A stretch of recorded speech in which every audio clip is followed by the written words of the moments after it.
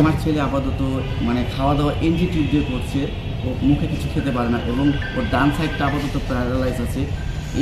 এই সাইডটা উন্নত চিকিৎসার মাধ্যমে ঠিক হওয়া সম্ভব। 19 জুলাই 2024 আমি আমার বাবার ভাত নেওয়ার জন্য বাসা থেকে নামি। তখন আমার ছেলেটা আইসক্রিম খাবে দেখে মসজিদ ধরার পর আমি বলি যে তুমি আমার পিছনে পিছনে আসো। আম্মুকে বলি যে তাহলে আমি যেহেতু নামবো, তুমি একটু ওর পিছনে পিছনে এসে ওকে নিয়ে যাও। তখন ও দৌড়িয়ে আমার কাছে আসার পর আম্মু এই ভিতরের পিছন দিয়ে আসছিল। ওর পিছনে আমার মা দাঁড়ানো ছিল, কিন্তু আমি দেখিনি। হঠাৎ করে বাইরের থেকে একটি গুলি এসে কেচি গেটে ভেদ করে ওর মাথার এ সাইডটা দিয়ে ঢুকে এ সাইড দিয়ে বের হয়ে যায়।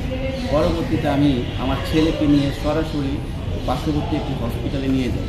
প্রাথমিক চিকিৎসার পর ওকে নিয়ে ঢাকা মেডিকেলের উদ্দেশ্যে রওনা করি। যখন সন্ধ্যা হয়ে যায় তখন আমি আমার মার কোনো খোঁজ খবর পাচ্ছি না, ফোন পাচ্ছি না।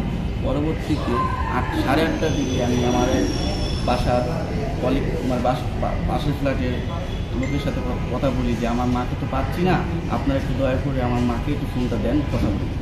সে বলে কি, আপনার মা এই মুসাকে যে গুলিটা লাগছে সেই গুলিটা বের হয়ে আপনার মার পেটে লাগে, আপনার মাকেও তো হসপিটালে নিয়ে যায়, করাজি হসপিটালে নিয়ে যায়।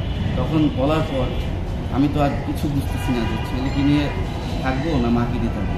পরবর্তীতে এই ঢাকা মেডিকেল থেকে করাজি বনশ্রীতে যাওয়ার কোনো স্কোপে ছিল না। বাইরে এত গোলাগুলি ছিল এবং কোনো পুলিশই হসপিটাল থেকে বের হতে দিচ্ছিল না। পরবর্তীতে আমার এক আত্মীয়কে ফোন দিয়ে বলি যে আপনি দয়া করে আমার মাকে একটু হসপিটাল থেকে রিসিভ করেন, যাতে সে দেখতে পারেন। তার পাশে কেউ ছিল না। পরবর্তীতে আমার আত্মীয় যাওয়ার পর তাকে দেখে যে করাজি হসপিটালে ওয়েটিং রুমে চেয়ারে সে তাকে শোয়ায় রাখা হয়েছে। পরে আমরা অনেক চেষ্টা করি, সেদিনকার রাতেও আর হসপিটালে আনতে পারি না। পরবর্তীতে আমার বাবাকে 11টার পর রামপুরা বনশ্রী করাজি হসপিটালে পাঠাই ঢাকা মেডিকেল থেকে। পাঠানোর পর আমার বাবাকে বলি যে যেভাবে হোক তুমি নিয়ে আসি। যখন তারা আনতে পারে নাই, সে বলছে যে আজকে রাতটা আপাতত হসপিটালে কাটাই, সকালে আমরা এসে বলবো ঢাকা মেডিকেল। পরবর্তীতে আমার বাবা বলছে যে পাচ্ছি না। পরে আমি ঢাকা মেডিকেল থেকে একটি অ্যাম্বুলেন্স পাঠাই যে আমার মাকে নিয়ে আসার জন্য। আমার মাকে নিয়ে আসার রাস্তার ভিতরে আমার মা মারা যায়। আমার ছেলে আপাতত খাওয়া দাওয়া এনজি টিউব দিয়ে করছে। ও মুখে কিছু খেতে পারে না এবং ওর ডান সাইডটা আপাতত প্যারালাইজ আছে।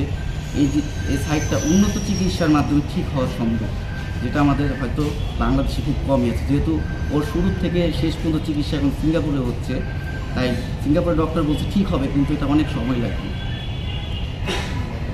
হ্যাঁ, আর ওর এই মাথার এই সাইডের খুলি নাই, এটা হলো আলাদা আর্টিফিশিয়াল স্কাল্প লাগানো।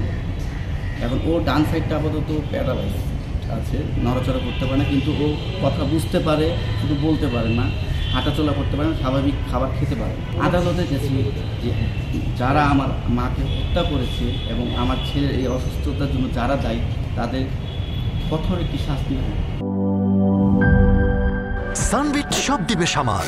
সানবিট ম্যাজিক প্রেস ডিশওয়াশিং এর মাথা ঘোরানো সলিউশন।